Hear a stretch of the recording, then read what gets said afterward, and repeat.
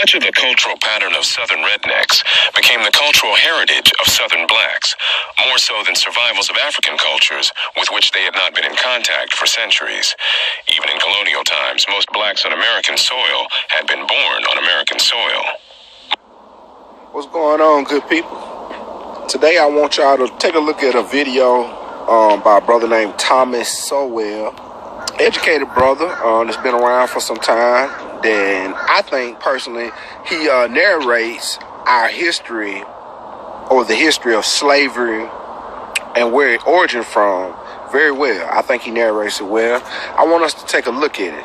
I want all of my friends and family to take a look at it, so later we can have dialogue on these discussions and people have a better understanding of different historic points throughout time, so we can engage in dialogue and be certain that a number of people understand where we're coming from and what we're talking about. In the video documentary, I'll stop it at certain times and interject, and we'll do a small comparison from what was taking place then to what's taking place now. So without further ado, check out a documentary by Brother Thomas Sowell. Moreover, such cultural traits followed blacks out of the southern countrysides and into the urban ghettos, north and south, where many settled. The very way of talking, later to be christened Black English, closely followed dialects brought over from those parts of Britain from which many white Southerners came, though these speech patterns died out in Britain while surviving in the American South, as such speech patterns would later die out among most Southern whites and among middle-class blacks, while surviving in the poorer black ghettos around the country. For example, where a Northerner said, "I am," "You are," "She isn't," "It doesn't," and "I haven't," a Virginian, even of high rank, preferred to say, "I be, you be, she ain't, it don't, and I ain't." These Virginia speechways were not invented in America. They derived from a family or regional dialects that had been spoken throughout the South and west of England during the 17th century. Now tell me, ain't that something? Ain't that something? The language that we use and how our people in the South talk today was learned by the people that was around during that time frame. Just like today, people pick up all the time how people talk on TV, on the radio, all that. So we know exactly what they're talking about, but ain't that something?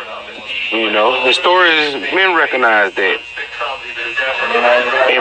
Oppressed people mimic the people's lifestyle, behavior, and talk by the people that's oppressing them. So that should be striking interesting. Let's check out the rest of the video. These Virginia speechways were not invented in America. They derived from a family or regional dialects that had been spoken throughout the South and west of England during the 17th century. From these same regions of England came such words as yaller for yellow, axe for ask, acrost for across, y'all for you, bile for boil, dough for door, dis for this, and that for that. Many of these usages have long since died out in England, though the word chitlins for hogging trails continued to be used in some localities in England, even in the 20th century, as such usage remained common among black Americans. But no such words came from Africa, nor did the holiday Kwanzaa, which originated in Los Angeles. The slaves' custom of marking their marriages by jumping over a broomstick, a custom resurrected at a posh wedding among blacks in 20th century New York as a mark of racial identity, was in fact a pagan custom in Europe in centuries past, and survived for a time among Southern whites.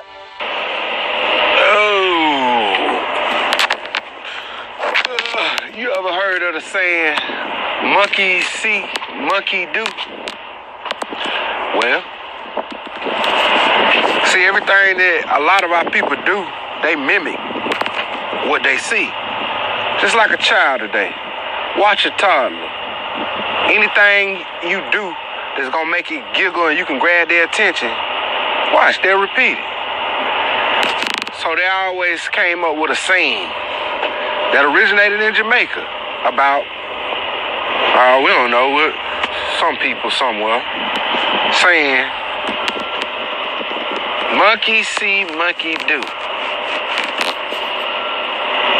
It's okay. We're going to get it right. We're going to get it right. We're going to unite. And we're going to learn today. Let's keep looking at the video. Complaints about the improvidence of whites in the South and of their ancestors in Britain before that were echoed in W.E.B. Du Bois's picture of his fellow blacks in the 1890s. Probably few poor nations waste more money by thoughtless and unreasonable expenditure than the American Negro, and especially those living in large cities. Thousands of dollars are annually wasted in amusements of various kinds and in miscellaneous ornaments and gewgaws. The Negro has much to learn of the Jew and the Italian as to living within his means and saving every penny from excessive and wasteful expenditures. It was not, however, from Jews or Italians that blacks had absorbed their culture. Du Bois's description of the spending habits of blacks in the 1890s was echoed by a contemporary observer, Jacob Reese, who said that the Negro loves fine clothes and good living a good deal more than he does a bank account. Be real with me. Do you think what's happening today is by any coincidence? Do you think by any chance what we're experiencing today throughout our family, throughout our workplaces, throughout our religious places, throughout our grocery stores, throughout our entire community, do you think any of what we're going through today is by a coincidence? That's my question.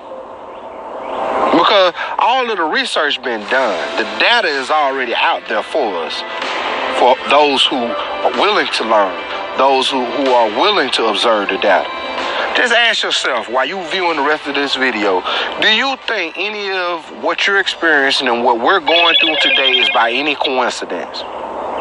For the lower socioeconomic classes among blacks, Gunnar Myrdal's descriptions of them near the middle of the 20th century still bore a remarkable resemblance to descriptions of Southern whites and their regional forebears in Britain, including less resourcefulness, disorganized family life, lax sexual morals, and recklessness, with tendencies toward aggression and violence.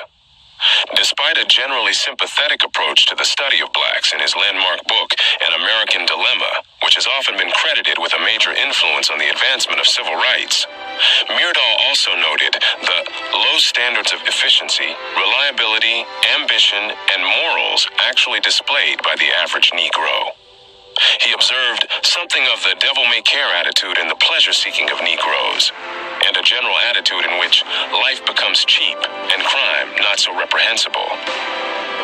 Like other observers, Myrdal tended to attribute to slavery such aspects of black culture as the low regard for human life, when in fact, antebellum whites had exhibited this same reckless disregard of lethal dangers, and so had their ancestors in Britain. Unlike many others, however, Myrdal also recognized the influence of the Southern white culture on the culture of blacks, pointing out that the general Southern pattern of illegality maintained this low regard for human life. He also noted that the so-called Negro dialect is simply a variation on the ordinary Southern accent, that religious emotionalism was borrowed from and sanctioned by religious behavior among whites in the South, and that the Negro trait of audaciousness is characteristic of white Southerners too.